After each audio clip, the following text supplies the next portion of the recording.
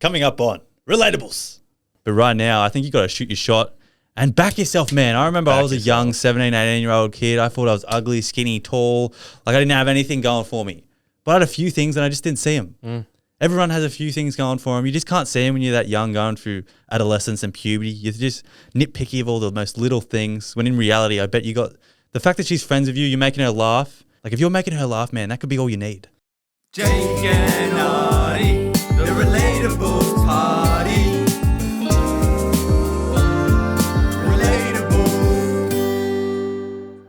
The Relatables podcast is hosted by myself, Jake Craig, a.k.a. Daddy. And my partner in crime, Oddie Clark, a.k.a. Mummy. Keeping it simple today, guys. I'm not in the mood.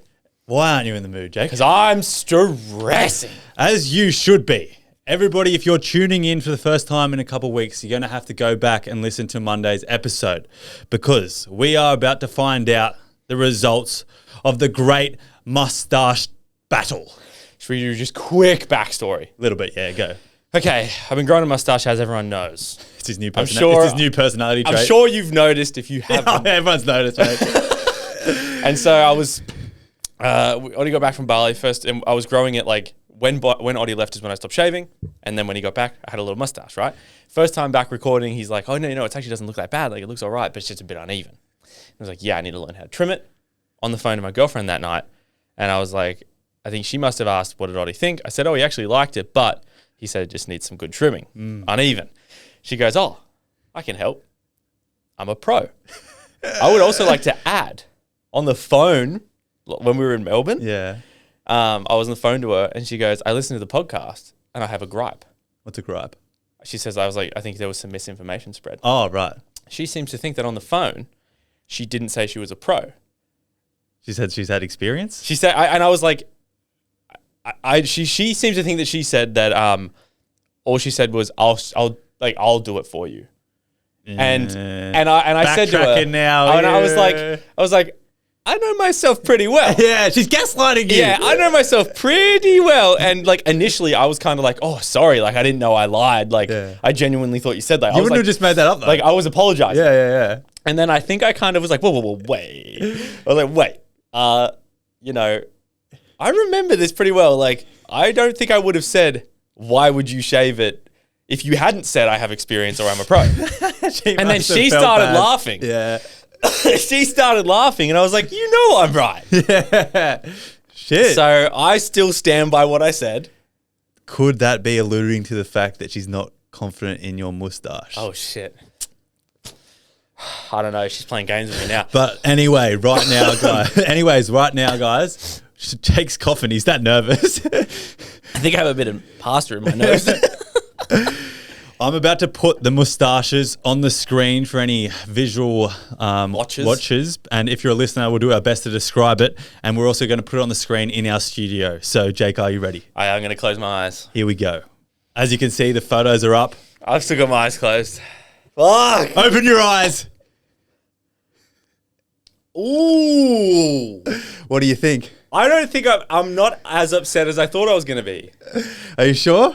I got to say, if Beth did that trim job on him, she does do a good job.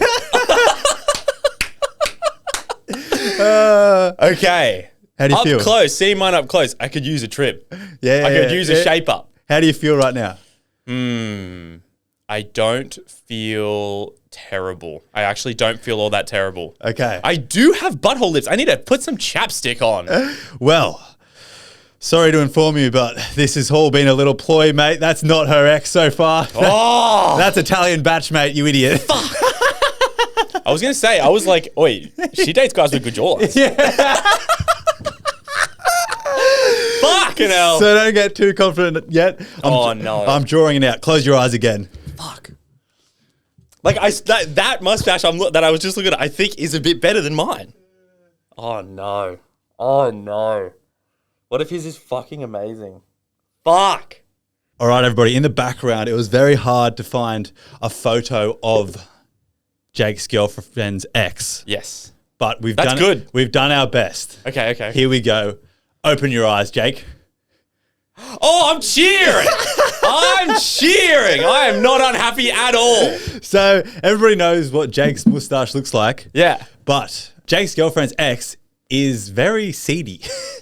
Okay. There's a part in the middle. It's a lot longer. I'm going to say, Jake, I think I've got him. I think you win. You know, okay, you want to know what's funny is where I lack is the middle. Yeah. Where he lacks more is the middle. And his is really long and like looks like you can almost curl it. You know what's funny is Beth was like, don't let yours grow long on the sides. I know why.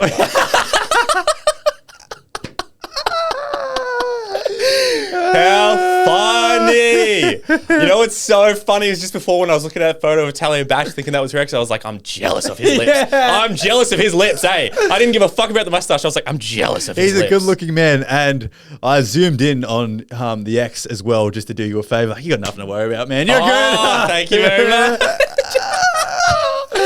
Oh my God, this is so fucking funny. So now we know my you don't have to God. shave your mustache, Jake. He's got nice teeth. Yeah, I'm gonna give him stop that. overanalyzing it, mate. I want to all give him that. He's got nice teeth. I'm just making sure I'm better than him. You know? I'm just comparing myself to her. What did we say in the last episode? It was something like, because there was a dilemma about comparing yourself. Yeah. And then I think Like we she- spit some she's good with you- bars. she's with you for a reason. Yeah. I'm like, so Beth is with me for a reason. All right. She's not comparing me to her ex. Yeah. If she wanted to be with him, she would be with him. But everybody, it looks like the mustache is staying. Let's go. This is such a good day to be alive. All right, let's get that shit off the screen.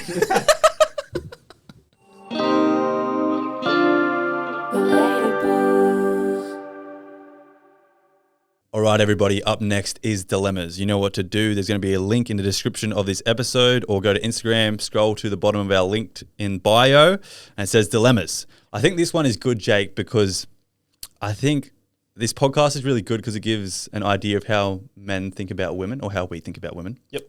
And this is how a young guy thinks about his crush. And it's Oh, what? funny. Okay. And I reckon we can help him out, and this is so relatable for any young dudes listening, I reckon. Okay. He says, I know the prettiest girl I've ever laid my eyes on. We're in high school and talk every lunch. We also have a class together. Not only is she pretty, but she's funny, smart, mature, easy to talk to, and a real one. She doesn't have many friends somehow.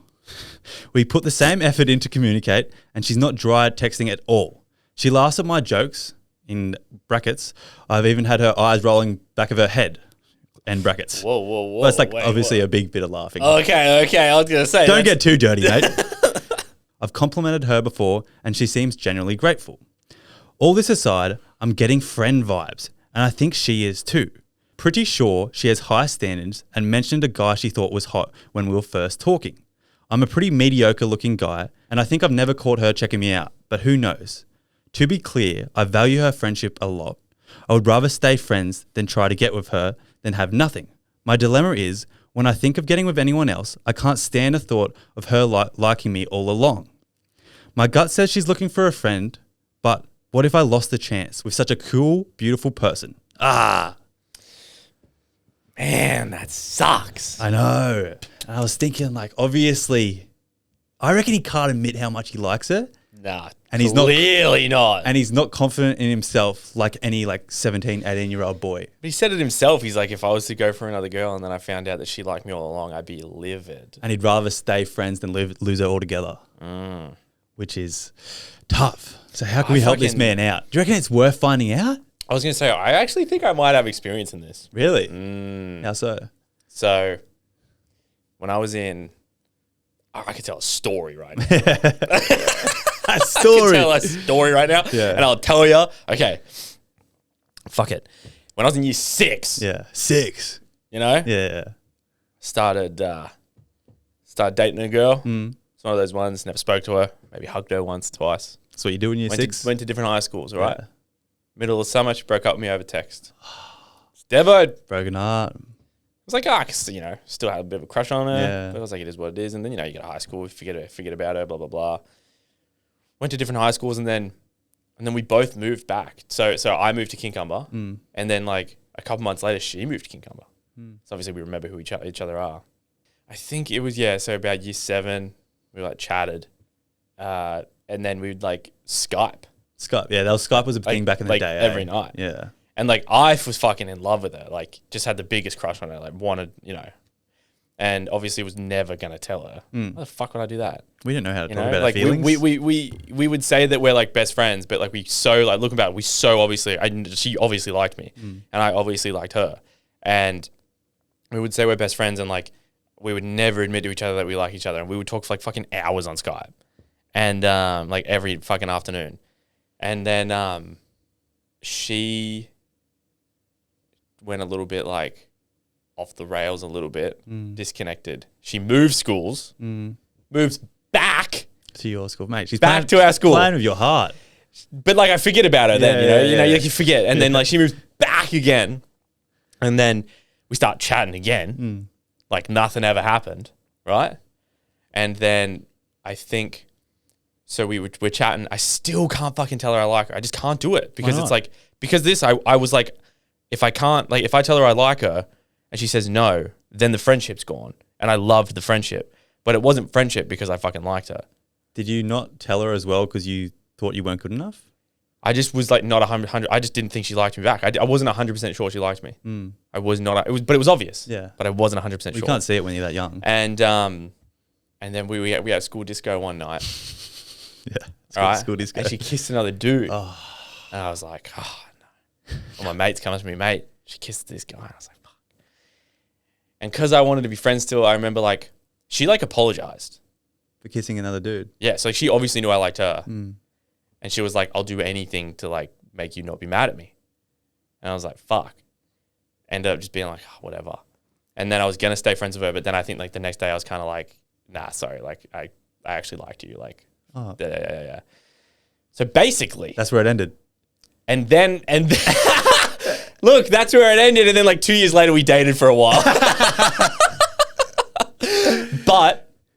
But I'm telling you, like, I reckon, like she ended up being, I don't want to like get in his head, but she was a bit of like a crazy girlfriend and we broke up for pretty good reasons. But that's like an independent thing. But like when I was younger, I wish I could go back and just be like, just tell her right now. Oh yeah. I was going to say you answered his question. Exactly. As well, because when she kissed another dude, it hurt you. Yeah. And this dilemma, your friend, if she gets with someone else, that's going to hurt you because you like her, and that's not a friendship. So your friendship's like It's not friendship. Yeah, you need to take the chance right now and find out, and then deal with those emotions and lose the friendship for a little bit if you get rejected. But it's better to know and deal with all the emotions, and maybe you might be friends in the future down the track. Yeah. But right now, I think you got to shoot your shot and back yourself, man. I remember I was a young 17, 18-year-old kid. I thought I was ugly, skinny, tall.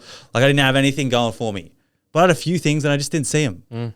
Everyone has a few things going for them. You just can't see them when you're that young, going through adolescence and puberty. You're just nitpicky of all the most little things. When in reality, I bet you got the fact that she's friends with you, you're making her laugh. Some people really value that laughing thing. Yeah. Like if you're making her laugh, man, that could be all you need. But also like, again, if you admit your feelings and she doesn't feel the same, it's like, who cares? Exactly. I wish I could have got into my head back then. Like, who gives a fuck? Yeah. Because I'm telling, like, I'm telling you, I don't know your name, who sent this in, but I know how you feel right now. I just told you. I know how you feel. So don't fucking waste your time. I remember in like high school, just out of high school, there was always this bundle of confusion of like how to talk about your emotions with the opposite sex. Yeah. Looking back at it now, it's the same as Jake. You always both knew you liked each other, but you both couldn't say it. And you'd do all these stupid little games. Like you'd always hang out with each other. You'd FaceTime each other all the time. Yeah. But for some reason, you just couldn't both say, I like you. You want to be my girlfriend. It's stupid, eh? And then you might even kiss and something and you still won't admit it. We used to end the phone call saying, I hate you. Really? We obviously meant I love you. Yeah. It wasn't love, but it was like fucking. You thought it was love. You know, like, hate you more. Bye. I was like, what? I mean, I was young. Looking back at it, but yeah. I wish I had like this podcast to tell me to take the chance. It's better to know and deal with the emotions than not know and become Jake. Yeah, I say it. Pretty happy. But Don't grow up when you're 22, all right? I swear. Don't be like Jake. Don't grow up when you're 22. I swear every single person had like a on and off fling with like someone for like 3 or 4 years. Eh? Yeah. Everyone had that one person, hey. Yeah. Both couldn't admit their feelings and then they just kissed once or twice. Then they'll date for like a month and they'll Yeah. go off each other and they'll still talk and FaceTime every night. Everyone knew they were a thing, but they weren't really a thing. Man. Growing up, hey.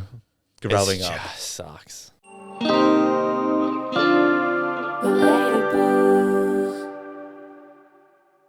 Okay, guys, we've done a few different like topics this episode. This is due to a bit of popular demand. Last week, I mentioned something about watching a TED talk that I didn't know if it was like good enough to bring to the table, but people wanted to hear it, They were interested. and so basically, I've titled it "Fighting is Good in a Relationship." Okay. So it's like, yeah, fighting is good for relationships. I like that okay? title. Yeah, fighting is good. So I'll just give a shout out to the Gottman Institute and the Love Lab. So the Gottmans. Imagine working at the Love Lab. Yeah. Get me in there, right? It feels like I belong there. There's two Dr. Gottmans, husband and wife, right? And so they have the Gottman Institute and then they have a thing called the Love Lab. And so I watched it once and then I watched it again and I took like a lot of notes.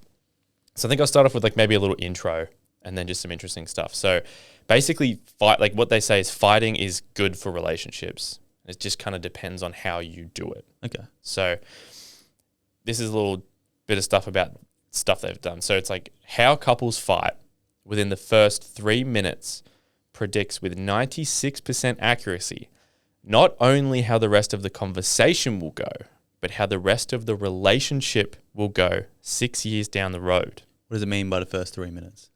The first 3 minutes of the conversation. Yeah. So of like an argument. Okay. Of an argument. Yeah, sorry. So yeah, how couples fight within the first 3 minutes of the fight. Yep.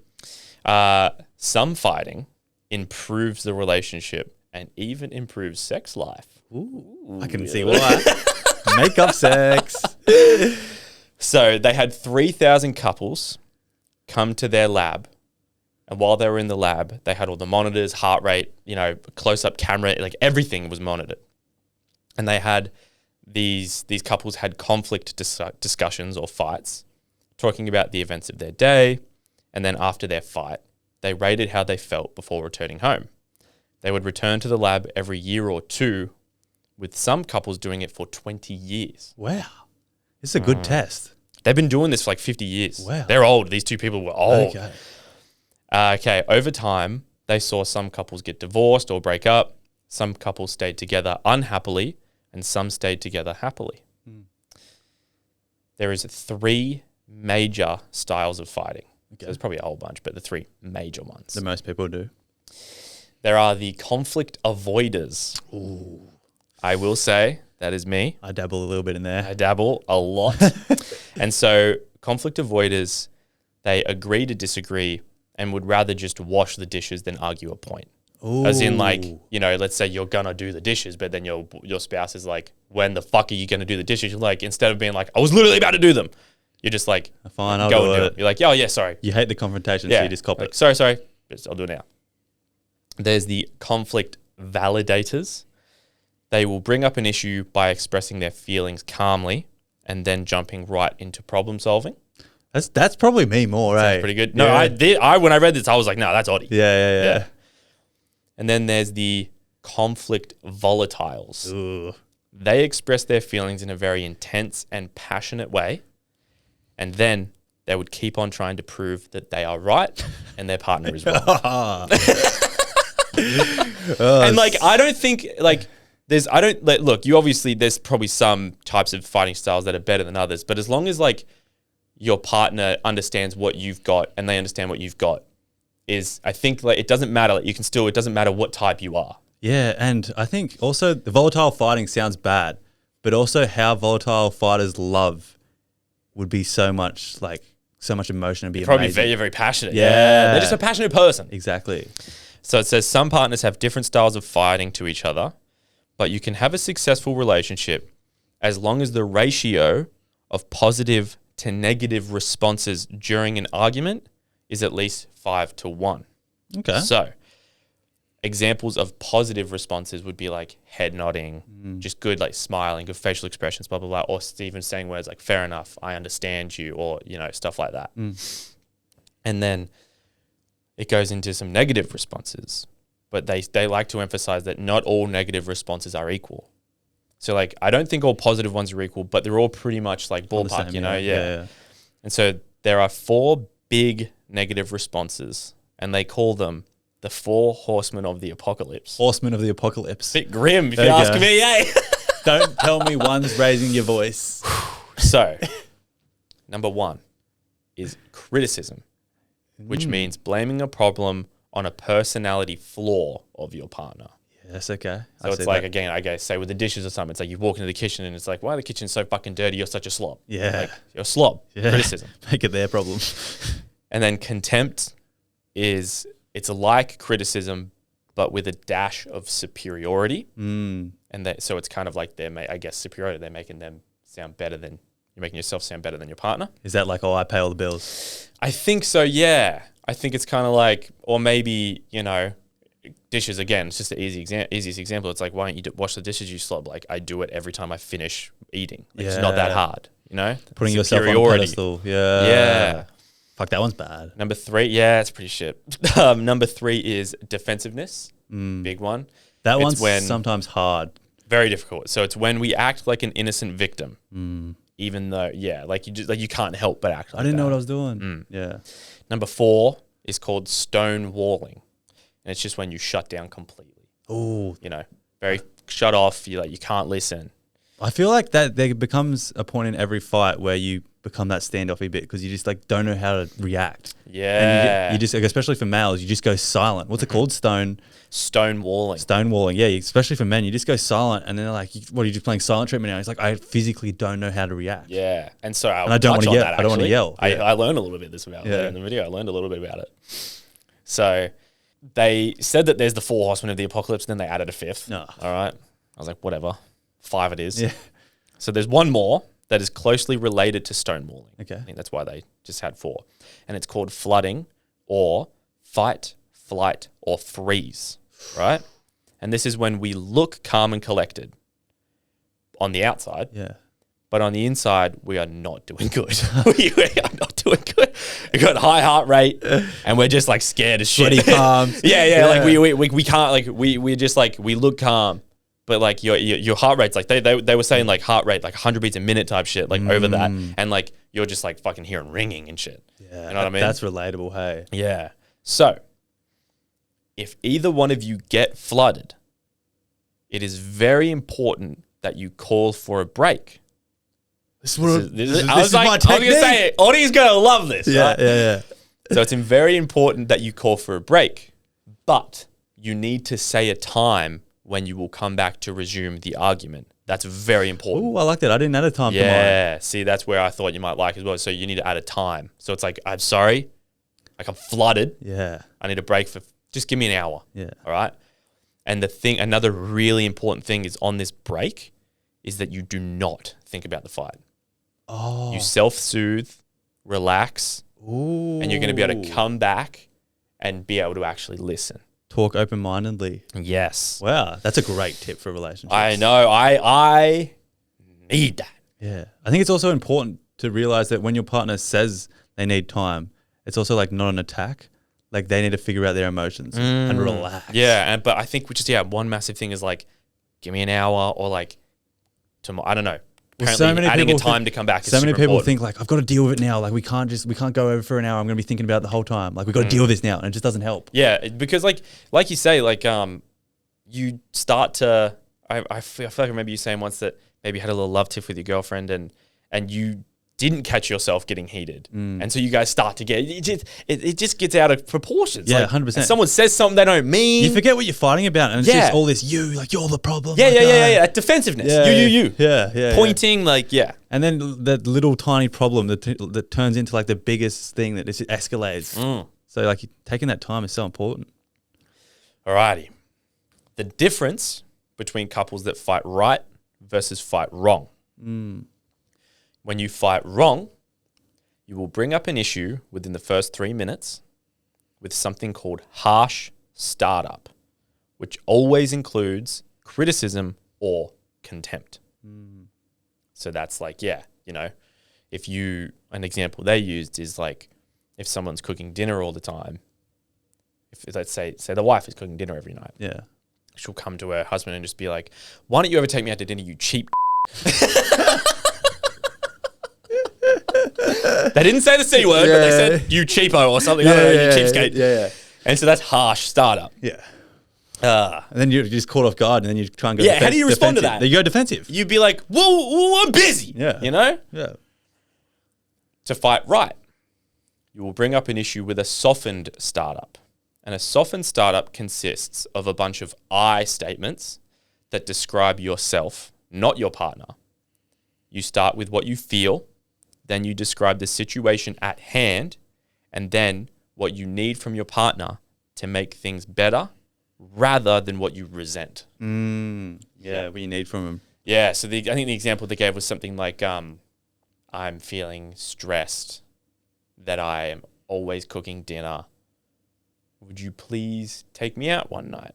Which really is quite like, when you dumb it down, like it's so black and white. It's a soft approach, but you can see how that would be taken. Yeah. Compared to the, why don't you ever take me out? Exactly. Instead of just getting mad, he doesn't know you're stressed. He just thinks you're being a bitch. Yeah. And Like- sometimes you hear every relationship say like, I can't mind read. Nah. And it's because of that first initial approach. Yo, I've said I can't mind read bare times. I know. But that's also like a problem for your partner because she thinks or he thinks that you can. So it's, Exactly, you yeah, have- I mean, I do. You have to voice how you feel in a soft manner, especially for your boyfriend, to dumb it down to him to make him realize what you're feeling. Yep. And how this could make you feel. It makes so much sense. It does, doesn't it? It's crazy. Yeah.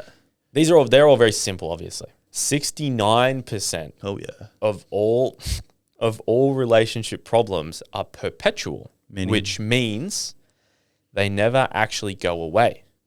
So basically, conflicts, they need to be managed and not always solved. That makes sense. 69%. She said they were saying that couples that came into the first trial that had a little gripe with each other, you know, they'd figure it out healthily. Every 2 years they come back, it'd be the same thing. I'm realizing that you manage your problems. There's not always a solution. No, because you're different people. Yeah, and it's accepting that you are different. Yeah. It's crazy. All right. It's my last little sentence. The biggest mistake couples make when bringing perpetual or solvable problems is they fight to win, which means somebody has to lose. What the masters do, you ask? They fight to understand. I love that. Fight to understand. There's That's no why like winners. people's like fight in a relationship is like the F word. Yeah. It's like no, we don't fight. Yeah. I'm going to start saying fucking oath we fight. Yeah. Yeah, we fucking fight. We fight, and you know who wins? Both of us. Yeah. We fight to understand each other. Yeah, and I have, I ran a little low on time because I wanted to go to the gym. Sorry, guys. Sorry, guys. But I'm going to do a little more research because they started talking about when a perpetual or a solvable problem comes up. They started talking about how there's some really good designated or designed questions to understand. So it's like, that basically there's 6 of them, they say. There's 6 questions that are designed to get how you feel, how you think, and like history, like past history or whatever, of like why I'm feeling this way, getting like into the center of the problem. Out of a person. And and so what the tactic is like, say you and I have a fight, we're a couple, we have a fight. I ask you the 6 questions. You answer. I'm not allowed to interrupt, you answer. Yeah. Then we roles reverse and you ask me the 6 We questions. should do it. Reenact it. We should, I need to find them. Yep. I just couldn't find them, and they didn't link a fucking thing to their website. I'm just gonna have to look up I'll try and find it. I'm sure it's on there somewhere. But I thought it was interesting, eh? I think it's all very useful information. I'm thinking, how can you implement that when you're trying to make the relationship better, but your partner's stuck in his ways and using all those bad defensive method, putting his walls up, reserve, doing all those things? Actually, yeah. Like, how do you bring this up without it feeling like an attack? Yeah, and like it's all good and well. Like I bet you there's so many situations where you're like, we can just fight so much better, but he or she's just yelling at you. Yeah. Or like he just doesn't know how to voice his opinion. And how can you bring this sort of conversation up with someone about how to fight better? And maybe it's like you do try the soften startup or something. I don't know. Like some people, I'm sure. Maybe you could, probably as simple as like, so the way we fight, obviously we get so heated, and for some reason it makes us feel like one of us has to win. Should we try and implement some of these things so the problem isn't one of us, it's to understand each other better? Yeah. Like something like that, obviously. Yeah, I'm sure, like, I think sometimes, I don't want to speak for anyone's relationship, but I do think sometimes people love a bit of a proper row, like a proper like yelling match. And I don't, and even though it doesn't make it feel good, but I think, yeah, if you're a couple that's like that, if you could just say to your partner, boy or girl, like, you know, when we fight, yeah, it fucking sucks. You know, do you think it sucks? Yeah. I think it sucks. Doesn't make me maybe feel don't good. say do you. Maybe just say like when we fight. How does that make you feel? I feel terrible every time. And like you could even say like I feel terrible how I speak to you. I feel terrible how I make you feel. And then that's kind of like some eyes. And then you say, what I think we should do is approach it differently. Because that's saying how it makes you feel. And then you're saying what you need from your partner to fix this solvable or perpetual issue. Perfect. Yeah. I think that's perfect. It's funny how men and women digest information differently. Like, especially because we learned from this pod that we have 90% female audience, because although it's funny and we try and have a bit of a laugh around here, we try and hide a good message under each episode, which some do. Some do. I mean, some do, some don't. But girls like to sort of take away something from like their time. Yeah. Whereas this is statistically proven that dudes like prefer just to like not think, have a bit of like background noise, talk about footy, talk about betting. Well, we went to we were on a podcast seminar that gave statistics of Australia at least. Yeah. You know, Australia's pretty similar to the Western world. Yeah. We're part of the Western world. So it's probably pretty similar in like America, Canada. So I'm just thinking it is going to be UK. hard for all of our female listeners who might have trouble fighting with their partner to bring it up, because men do digest information so much differently. So what you said is good, but I think it's just going to be hard. And I think like that's just such like it's just such a soft way to bring it up. It's like, how could they get upset? Except like all they could do is think. And it's like they're going to be like, oh my God, like she's so right, you know, or he's so right. And I think if they react badly, it just says so much about I'm thinking them. about all of our friends who are in relationships, and I can picture their fights right now, and some of their reactions aren't healthy at all. No. Not- I think not that about I'm- fights I've had in the past. Not that I'm judging a relationship, but Yeah. I'm just seeing that for what it is now. Yeah, I think about fights I've had in the past, like heaps of fights I've had in the past with girlfriends, and yeah, one thing I reckon I do heaps is the what's it called, flooding, fight, flight, or freeze. Yeah. So I look like I'm listening, and I am listening, to be fair, but I You can't don't know what to do. can't digest it and make a response. Yeah, I'm like, I can't talk. Yeah. That's my biggest one. Is I can't talk. We'll end it on fight to understand. Fight to understand.